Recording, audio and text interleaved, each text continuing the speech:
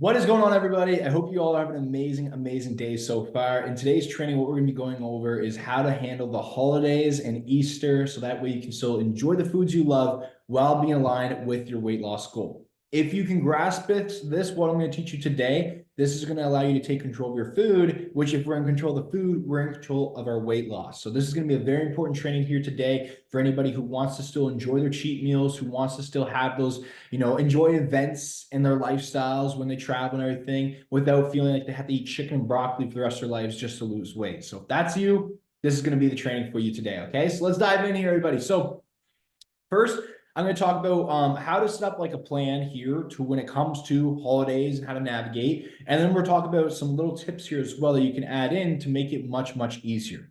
So the very first thing that you want to do here when it comes to your weight loss and holidays and everything like that is we got to have a foundation on track. Okay. What that means is that we need to know how many calories that we're going to eat here in general to lose weight. So what's our total calorie amount and macros? That's also important as well. Macros are more so important for like shaping your body. Calories are more so important for like just overall weight loss. Then we want to make sure the foundation set up. So like when is your prep days? What are you going to do? How are you going to get the food on track? Because half the battle, y'all, when it comes to weight loss is literally just having the food there, like having it prepped, having it on track and eating the food. So that way we're aligned with our goals, we're kept full and we're not self-sabotaging, nothing like that. Because oftentimes when we mess up and we slip up, it's because we're hungry.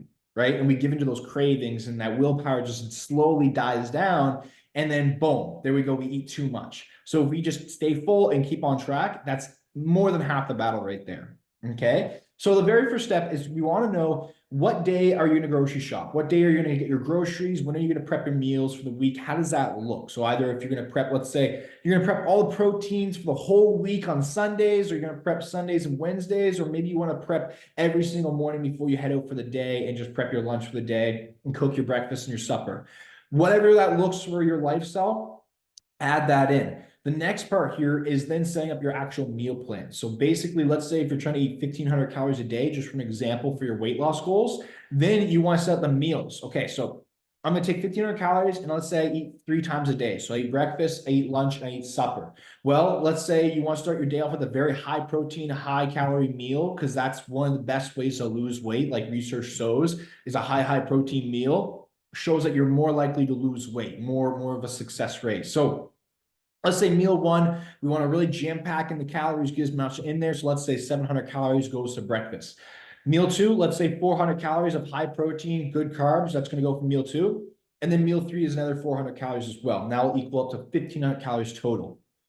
That right there. And then also adding in your meal timing, right? So I always try to play based off your circadian rhythm because that's how your body's going to best react, digest, function, sleep, everything. So your circadian rhythm is like a 12-hour time frame is what you want to work on when it comes to your eating. So let's say your first meal of the day is around 8 a.m. or 7 a.m.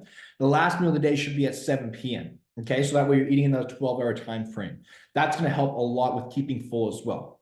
So first meal, let's say 7 a.m. Second meal, let's say around 12 or 1 p.m. or so. And the third meal, we'll say around 6 p.m. All right, we'll say that's the setup. That right there is what I call the foundation. If you just stick to the foundation, you're going to lose weight. Okay, so we can work off that. We can build off that. So we need that set up. Before we continue any farther, we got to make sure that this is set up. All right. Once we get that set up there, the next thing that we want to do here is we got to know how are we going to work around the holidays? How are we going to make the adjustments, the swaps? How does that all work, right? So if you want to lose weight, it all comes down to being in a caloric deficit. Calories in versus calories out. If you eat less calories than what your body burns on a day-to-day basis, you're going to lose weight because your body is going to find that extra calories in your stored fat on our love handles and everything, and it's going to convert that and it's going to use that for energy. So it's going to use up that stored fat. It's going to burn it, use it for energy. Okay? So that's why we need to be in a caloric deficit. That's why this matters so much, the foundation and everything. So again, don't continue any farther if this is not set up because this is needed to be set up. Okay. So I personally recommend either setting up like your own meal plan, the foundation just like this, or you simply just count calories, whatever it may be, whatever suits you personally. Now, for my lifestyle, what I do, for an example, every single Sunday, I will go grocery shopping. Then I will meal prep right after. I'll prep my whole lunches for the whole week. So all the protein that I need for lunch, I'll prep it for the whole week. Then After I take that, I'll prep my carbs as well for the week. So if I'm going to have potatoes, I'll cook up the potatoes and I'll make sure those are prepped for the week. If I'm going to have like just like rice or something like that, I might just stick to like Minute Maid rice unless I buy in bulk and then prep for the whole week as well. Usually 3 of the proteins go into the fridge and the rest go in the freezer, and I swap out as I go through the week. My eating times are at typically around 8 a.m. or so. First meal, second meal is around 1 to 2 p.m. And the third meal is typically around 7 to 8 p.m. as well. Okay, so that's kind of my foundation of how it works for my lifestyle and how I eat. Okay, so once we get that set up there, now what do we do when it comes to Easter? What do we do when it comes to holidays? How do we enjoy these events, right? Here's what you want to do. More than likely, we're going to eat more calories on those days, right? So here's what you want to do the following week coming up to Easter, all right? So let's say typically you're eating around, let's say 1,500 calories is the goal, right? And you want to make sure you have room for the holidays. Well, I would suggest possibly cutting down about 200 calories from Monday, or let's say today's Tuesday when you watch this or whenever you watch this, from Tuesday or Monday all the way up until Friday or so. So that way, if you do 2 times 5, that's 1,000 calories that you're going to have excess, where you can insert that into Sunday. So what that means is, like, basically, if you're trying to hit 1,500 calories every single day, cut the 15 down to, let's say, 1,300 from Monday to Saturday, Monday to Friday. Okay. And that way you have the extra calories that you'd usually be in a deficit for. You have those extra calories, though, that you can place then in Saturday or Sunday or whenever the holiday is.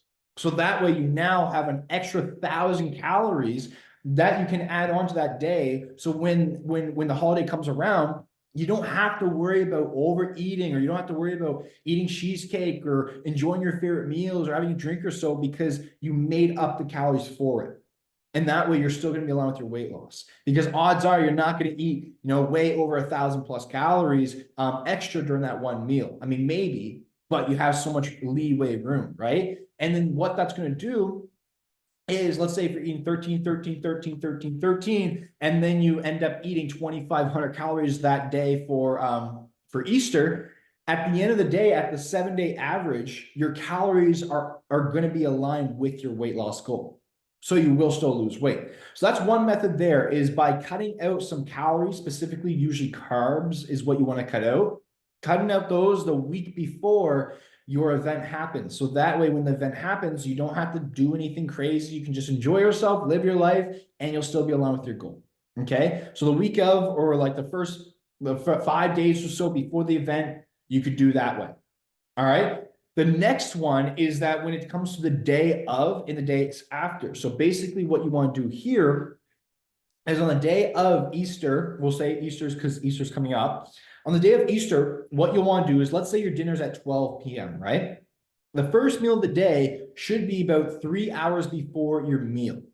Okay. So you want to focus on high protein, really fill up on high protein, cut out all the carbs, because you're going to have the carbs for dinner or for your Easter food meal. So you have high protein, and then you want to make sure you drink lots of water and have some caffeine maybe. So that way you're going to be very full. You're going to be kept full. So then when the dinner comes around 2 to 3 hours later, you're a little bit hungry, but you're not that hungry. So then when it comes to the dinner, it's much easier to just not end up binge eating, right? And then the next strategy that you want to do, have a small plate, fill up on the protein first, and then enjoy yourself. Try to stick to water as much as possible as well, but eat the protein first. Take your time and slowly eat.